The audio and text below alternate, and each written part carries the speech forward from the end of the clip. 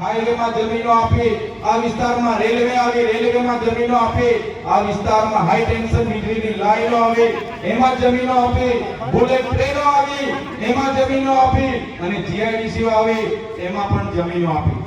મિત્રો, દેશના વિકાસમાં જ્યારે પણ આદિવાસી સમાજે જરૂર પડી પોતાની જમીનો આપી, પોતાના ગામો વિસ્થાપિત કર્યા. પણ આજે આદિવાસી સમાજની વિકાસની વાત આવે છે ત્યારે સરકારો આદિવાસી સમાજ સાથે ભેદભાવ કરે છે.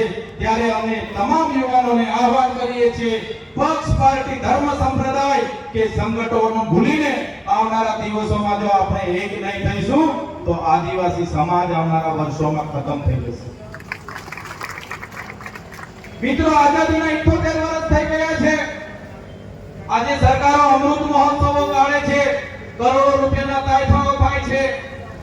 આજે પણ આપણો સમાજ સારી શાળાઓ માટે રોડ પર આંદોલનો કરે છે, સારા શિક્ષકો માટે રોડ પર આંદોલનો કરે છે, આપણા યુવાનો કાયમી નોકરી માટે આંદોલનો કરે છે, સારા રોડ રસ્તા માટે આંદોલનો કરે છે.